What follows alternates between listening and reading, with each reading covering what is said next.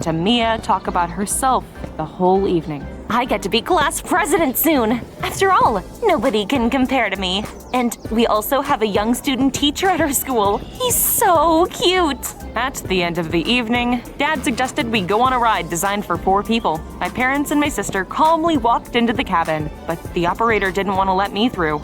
I'm sorry, there is a weight limit for this attraction. I didn't get upset though. I knew I could just eat a hot dog while my family was on the ride. But Dad solved the issue by giving the operator a discount coupon for the diner. And so I joined my family. Mia was terribly afraid of heights. So for 15 minutes, I enjoyed the view of the city in complete silence. However, when it came time to get out of the cabin, something truly embarrassing happened to me. I got stuck in the stupid narrow chair. Dad and the park worker pulled me by the hands, but nothing seemed to help. They had to call a technician to come and loosen the restraints. I wanted to sink through the floor when everyone in the queue for the ride started laughing and taking pictures of me. The worst part was when Mia joined in and took a selfie with me. I think I'll caption it. Someone's been eating too much. When I was finally free, I ran away from that humiliation and I hid in the emptiest parts of the park so I wouldn't have to hear those taunts anymore. Hey, who's crying there? There. I looked up and I saw a guy in a clown costume next to me. This was just what I needed. He pulled a handkerchief out of his sleeve and handed it to me. I grabbed it and an endless string of multicolored scarves started to come out of his sleeve. I couldn't help but laugh, and I told the kind clown that I had no friends and I was constantly bullied because of my weight. The clown made a flower out of balloons for me, and he said I'd be fine. The important thing was not to despair, and that was nice of him, but his smile was painted on. So I decided to do something that would really cheer me up. Take revenge on Mia. In the morning, I went to her school. I often met Mia after classes, so the security guards recognized me and let me in. I quickly snuck into the teacher's room and I rigged the results of the election so Mia would lose. That's more like it. This will definitely teach you a lesson, sis. All that was left to do was to leave unnoticed, and so I ran out of the office. Unfortunately, I pushed the door so hard that I hit some guy. Imagine my surprise when I realized that I had knocked down my ex-boyfriend Harry. During the time that we hadn't seen each other, he had grown even more handsome. Meanwhile, I looked, so I was glad that he didn't recognize me. I wondered what he was doing there. Watch where you're going. The bell rang and the students noisily poured out into the hallways. Mia and her classmates clung to Harry from all sides and addressed him as a teacher. So he was the young teacher that Mia had been talking about. What a twist! I came back home in high spirits because something good had finally happened to me again. Since Harry was back in town, we could date again. Only first, I needed to lose a lot of weight. I absolutely couldn't let Harry see me before that. I took my mission seriously. I adopted a strict diet that same day. Instead of pizza and chips, I would eat only fruits and vegetables. Polly, are you sick? We're having dinner, but you've barely touched your food. I told her that as soon as I lost weight, I would be dating Harry again. Mia couldn't resist making a sarcastic comment when she heard that. You wouldn't last a week on such a strict diet.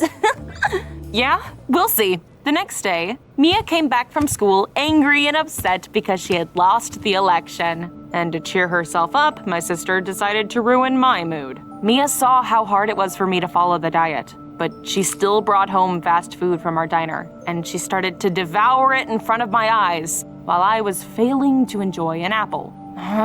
Put it away. It's hard enough for me as it is.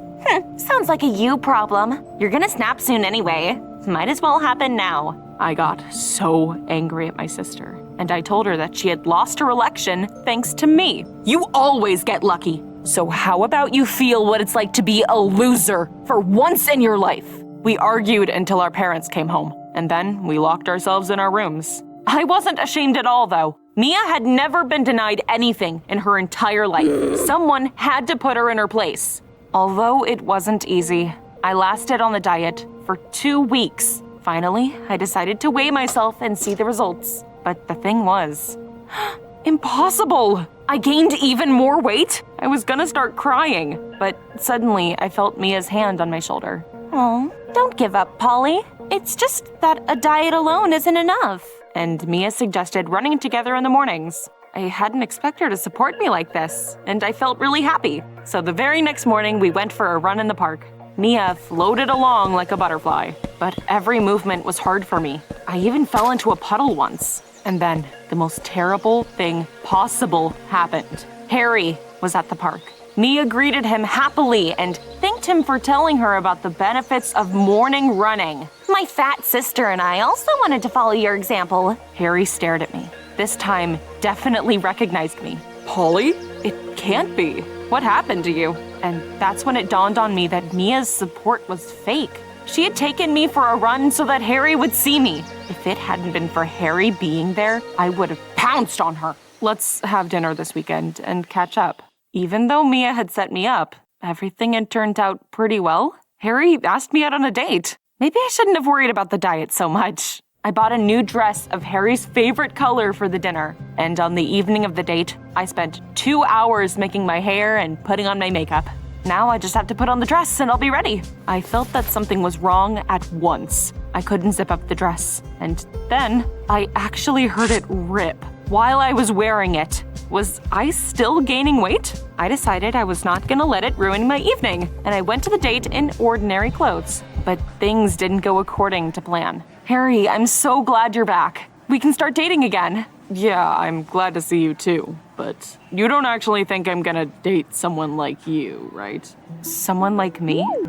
I was such an idiot. Harry had invited me just so he could brag about his achievements and tell stories from college. I shouldn't have daydreamed so much. I was so hurt that I left the dinner and I ran into the street in tears. I was crying on an empty bus stop when some guy came up to me. Why are you crying all the time? I didn't want to talk to some weirdo on top of everything else. I told the guy that he must have mistaken me for someone else because we didn't know each other. We met in the amusement park. I was in a clown costume. Remember? My name is Jim. Well, he was surprisingly cute when he wasn't dressed like a clown. Jim and I got to talking while we were waiting for the bus. He turned out to be not only a funny clown, but also a pretty nice guy. Everyone has their own vocation. Mine, for example, is making people laugh. Once you find your own, you'll stop crying because of people who aren't even worth your tears. I smiled, and feeling grateful for his support, I said Jim should come to our diner sometime. I came home terribly hungry. I found the most unhealthiest foods I could, and I started eating them in front of Mia. That's what she wanted, right? So I thought that she would gloat and be happy about it. What happened to your diet? You were trying so hard. No matter what I do, I keep gaining weight. So what's the point? I'll just eat whatever I want. But Mia guiltily lowered her eyes and said that that was because of her. I'm sorry, Polly. I ate junk food in front of you on purpose. I broke the scales so they would add 7 pounds to the weight they showed. And then I also changed the dress to one a few sizes smaller so you would think that you were having no results. Anyway, I was a really terrible sister, and I didn't realize how much you had sacrificed for me. So that's the reason? She was my sister, though. I couldn't stay angry with her forever. So I asked for her forgiveness as well. We hugged, and we promised to support each other from then on. Now that Mia had told me the truth, I wanted to stick to the diet again, even though giving up delicious food was incredibly hard. One evening, when the diner was closing, I saw a big balloon at the window, and I immediately realized it was Jim. Boo! How are you doing, Polly? Will you treat a clown to something delicious? Oh, I'm so glad to see you! But it's actually closing time. We're pretty much out of food. He shrugged and said he'd come back another time. But how could I let him go hungry? Every time we'd met, he had been so kind, and he helped me smile through my tears. Don't go anywhere, actually. I'll think of something. I had to experiment a little, but I still managed to create a real culinary masterpiece from just some simple products. Still, I hadn't watched those video lessons for nothing. Jim tried it and shouted enthusiastically, "Polly, this is amazing! Trust me, this is your calling!" And that's when I realized Jim was right. Cooking brought me joy, and I'd always hated that healthy foods for diets were always so boring and tasteless. So, with Jim's support, I developed an amazing menu for losing weight. And now, I didn't have to choose between eating tasty food and healthy food. I decided that my experience could be useful for a lot of people, and I started to post my cooking tutorials myself. That turned out to be a great idea. My channel became really popular. Polly, We shouldn't have forbidden you from cooking what you wanted. Instead of a new diner, we would like for you to open